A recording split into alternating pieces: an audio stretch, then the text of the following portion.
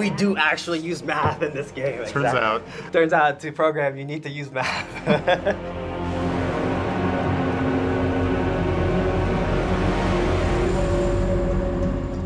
When you look at accessibility as a whole in the games industry, it wasn't even mildly thought about outside of potentially colorblind mode 10 years ago. And if they were in games, it was largely by accident. And then you kind of started seeing games take it more seriously and say, hey, you know what? Maybe we can do some things that broaden our demographic. My name is Brock Davis and I'm a test analyst for Diablo IV. A lot of changes have been happening since we last spoke over a year ago. So over the last year, we've done a lot of updates to the accessibility in the game. We have 20 different visual accessibility features. Physical accessibility is next with 6 features. To help the physically disabled and visual blind players, we have the auto pin feature that pins new quests so that you don't have to pin them manually. With navigation assistance, Brock led the full initiative. He was responsible for all the test planning and execution, working together with designers and engineers. Something that became very clear once you actually have to make something like this, you have to build it up in layers, right? Yeah. Like you need pathing data. The next step of that is auto pinning where you need to go on the map. And then on that, you build on top of it. Here's all the feedback systems, right? And that's where our compass and sonar stuff come in. I created the navigational compass feature. We want the feature itself to be accessible, but also very subtle so that players can still enjoy the scenery and the environment of Diablo IV. Arthur was a great resource for us to have. He's super passionate, and we really spitballed on how to build this system in a way that would really influence how the player interacts with the game. It helps you spend less time looking at the map and being actually focused on what you're doing, what's going on around you. How the compass works is that we have our 3D road points that we take, and we project those points onto the 2D plane. So, long story short, math. We started thinking of what are the environments the player can end up with? How will it behave in the darkest dungeons or in the brightest sense of Kyrgyzstan? What will happen when you have a certain buff with VFX on you? And we also spent some time playing in Torment 4, running through Helltide, when all the monsters just rushing at you, just making sure that you can actually see that compass, that it's helpful and that it is actually doing what it's supposed to do. You're doing your own iteration as a programmer, and then you present it to the design. QA also has their iteration, right? It's a long process. I would shout out QA, honestly. Brock and Andre. Yeah, they're like the real champions, in my opinion. To me, being a test analyst is about making sure that things not only work, but feel right. It's not just logging bugs or finding crashes. It's asking, does it make sense? Is it fun? And we, as test analysts, we try to get involved early, quite often when the feature does not exist. I had Andre integrated directly into my team, so we do bug triage twice a week. We knew that it was critical to land an embedded screen reader because that was going to be the first gateway for a lot of players to be able to come in and experience the content. I did it! Use screen reader. Enabled. Screen reader speed. You don't realize how many places it needs to be used. If you use our screen reader, you'll notice that it's quite responsive. If you are quickly toggling through actionables, you want to know what they are. You don't want to be waiting half a second. And so that sort of drove us away from using an online service where there would be a latency in retrieving that text. And I think that's really key with the combat. You don't want to be waiting half a second to find out that you've just targeted Lilith. Echo of Lilith. Any accessibility feature involves close collaboration between design and engineering. When a feature becomes available in-game, it goes through several rounds of rigorous testing, and even after the feature launches, our job does not stop.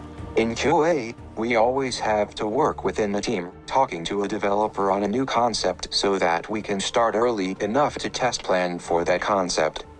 Communication is key. Brock is one of the test analysts that I've been working a lot with, and to be honest, it's been a game changer to have someone as passionate about accessibility as he is. Screen Reader specifically heavily relies on the UX pipeline. Once we have those designs available, we first of all need to think of a functional side of it. Does it read all the correct elements on the screen? Can you skip between lines? Does it respect this custom speed that you selected in the settings? 95% of the time, the screen reader just works and we don't have to think about it. And that 5% when we build a screen, now we can go through and manually set a read order that can effectively build a better mental map for players. The Armory, it was a completely new UI, and that required lots of custom screen reader work. Hammer time. Equipment. Huge revamp of wardrobe. Warriors top knot. That was a big effort. Vessel of Hatred. We've had so many screens. Mercenaries, that was a super fun one. The complexity in getting this as, a feature complete and being consistent across all platforms was, a mammoth effort. Our goal was to make sure that people of every capability could come into the game and play and have a great experience.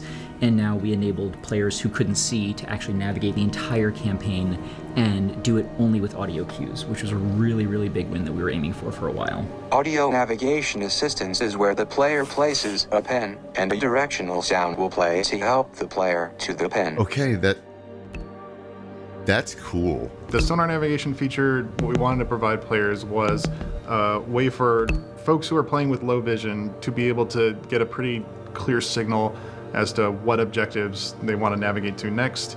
It'll play different sounds based upon your character's relative heading to where the sound is going to be. We call it sonar because it's literally like little pings that's playing that kind of guides you along the path to where you need to go. So the first thought was, all right, well, we're going to add an ability for the players to auto-pin their destination to their primary quest, and that'll be their primary pull through the world.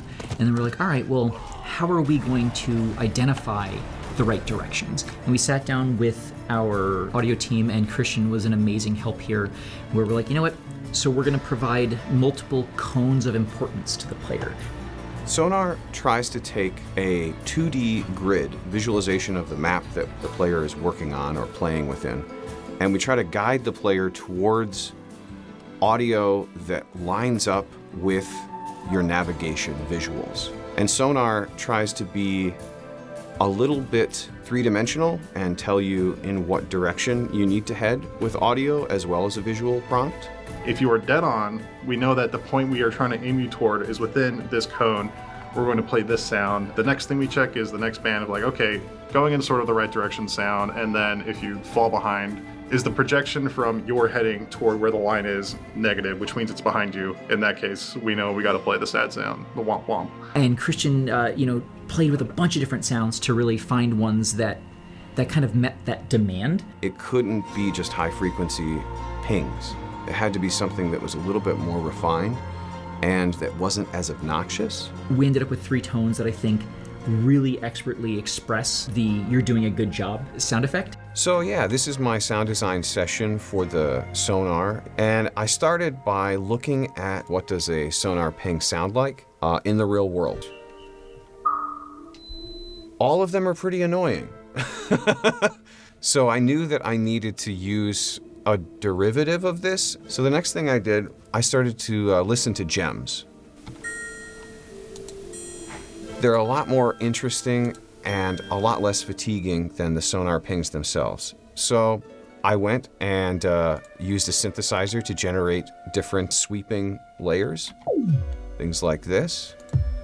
Having a quick pitch that dives is an easy way to make sure that people who only hear in certain frequency domains will always get some of that frequency through.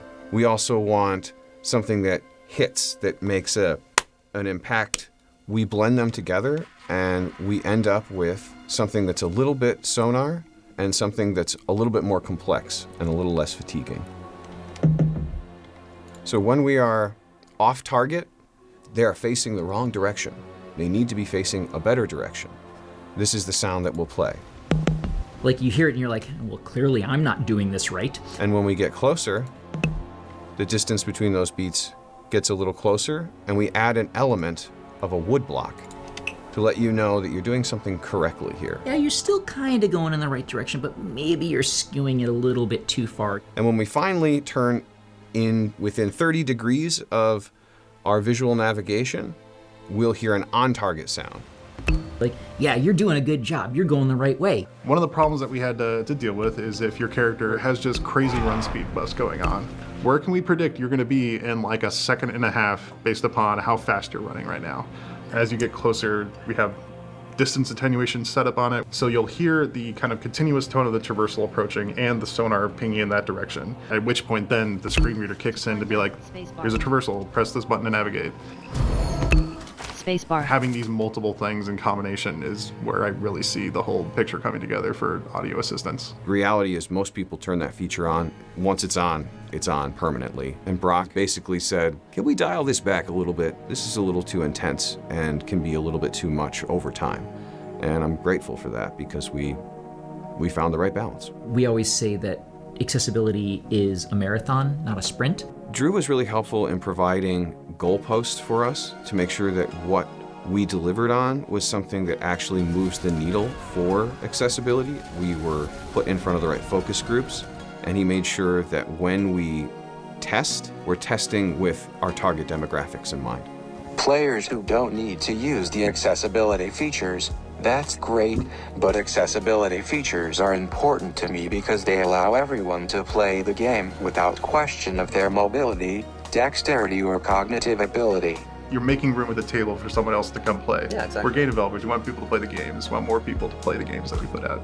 Reading all the forum posts about people being able to enjoy the game or seeing a fully blind person defeat Uber Lilith after a launch, those moments hit hard. As a gamer with no vision whatsoever, I think that when you take into consideration implicit accessibility and the explicit accessibility, that really bridges that gap when it comes to player agency and competitive equity. You really are changing lives. These features will help people experience things that they otherwise couldn't, and that overall is just an incredible feeling that we all get.